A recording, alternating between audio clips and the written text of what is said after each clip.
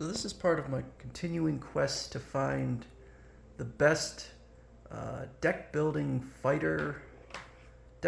game for the Nintendo Switch. And this time we have Slay the Spire, and it is extremely similar to Monster Train in its overall feel, but I'm going to show how it's quite a bit different. So this involves a lot of making choices.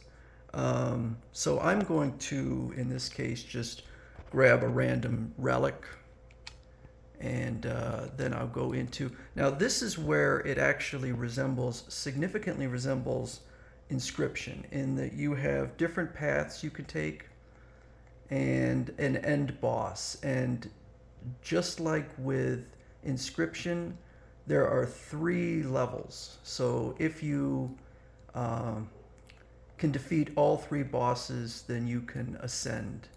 And so you can choose all sorts of different things. This here is a monster. There's the legend over there. The question mark is an unknown. We have merchants, treasures, rest, enemies, and elite enemies. And so I could conceivably here, if I went up, well, I can't show it, but with the straight path straight up, I would fight a second enemy, then a question, then an enemy.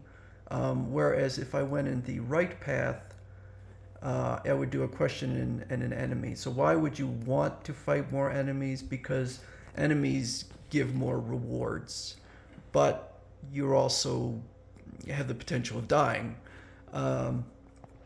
So I'll just go in to fight one of the enemies. So in this case, I have just one enemy. So there I am. So some of the differences between this and Monster Train. Monster Train was 3 levels, so you could have enemies on all 3 levels. You would cast creatures, whereas in this case, it's just me fighting. So it's like a very stripped down version of Monster Train. Now, chronologically, because Monster Train resembled it so much just in gameplay, that I wondered if Monster Train had been inspired by Slay the Spire.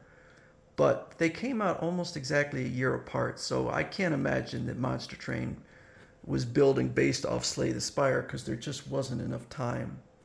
And I get to choose my cards. Now, one of the things with this game, so it is way slower moving than Monster Train, and I'm going to compare it to Monster Train a lot. It's way slower moving, and the problem I think that I have is, one of the problems is that every time you start, you end up with the same vanilla cards, and then you acquire more cards, you upgrade cards, you get all sorts of things, you get artifacts, and so it can get a little bit tedious. When I played Monster Train right from the get-go, I found it very addictive. This is somewhat addictive, but not nearly as much.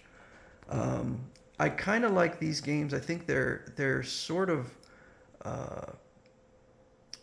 like a workout for your brain, because you have to sit there and do a lot of. Now in this case, it's pretty easy. You got damage, you got block. So I could just damage him, and no reason to block, because he's not. I can tell he's not about to launch an attack, so I can just go all out and attack him, and then end my turn. Okay, so he's not gonna. He's doing an incantation, which I'm not even sure what. Now he is gonna launch an attack. You can see there, so you know what he's going to do. So in this case, I want to defend. Now in this, there's different kinds of creatures that I can, or fellows or whatever that I can use. In this case, he will heal up somewhat at the end of the turn, so I can take a little bit of damage and not really worry that much. So I'm going to harm him some more. This is a better attack. It's a bash attack. Deals 8 damage, and then applies vulnerability, which makes future attacks, at least for 2 turns, more potent. And I'll end the turn. So this is the first guy. He's quite easy. So I blocked. Well, I guess I blocked it all. Okay. Oh yeah, I blocked 6, not 5. So now he's going to launch a bigger attack, because he Okay, I'm going to allow myself to get hit a little bit because I just want to finish him off. All right, end the turn.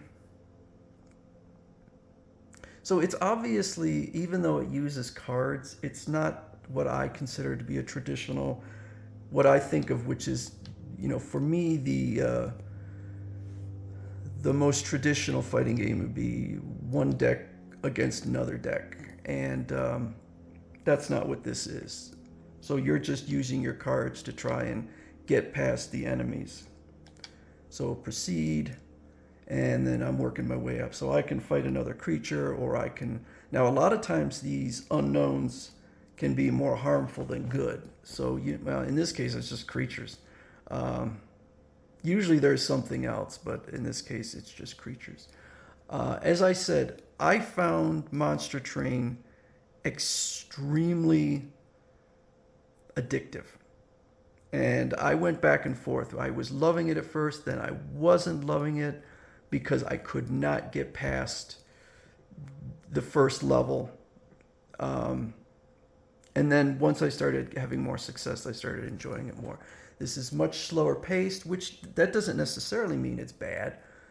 I just don't find it as entertaining as Monster Train, which keeps the action moving a lot faster. There's a lot more going on. It's really working your brain quite a bit. This is much more methodical.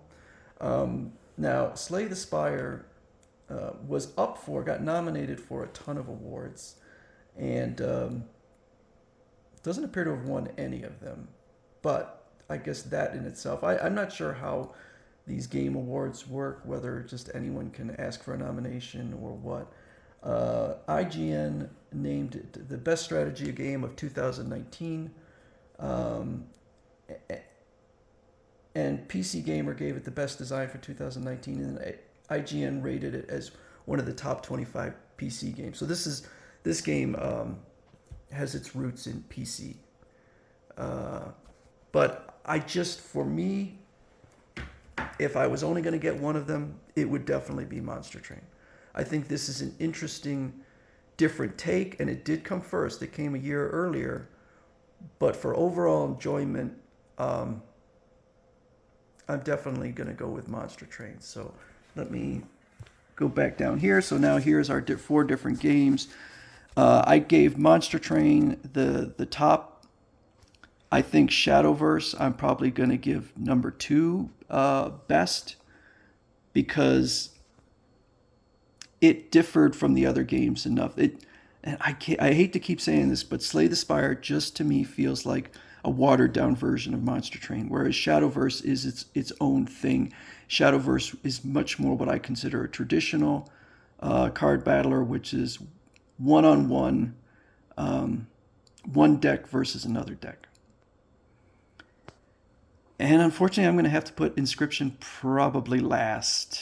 It just was a very short experience, and it had some really high highs and some parts that weren't that great. I'd say Slay the Spire is a much more consistent game. Slay the Spire, when I look online at card battling games, this is one that does really, this was one I really wanted to get because it was rated so highly, and it is good. It's a very good game. The physical version was not available, at least not at what I would consider a decent price. But I got it off of Amazon for $56. So I thought that was a decent price, and I have a feeling that there's not a ton of these. It is a smaller company, and if I want to sell it someday, I probably could sell it for at least as much as I paid and maybe more. So at this point in my quest, I would say Monster Train number 1, then Shadowverse, Slay the Spire, and Inscription. So that's Slay the Spire by Humble Bumble.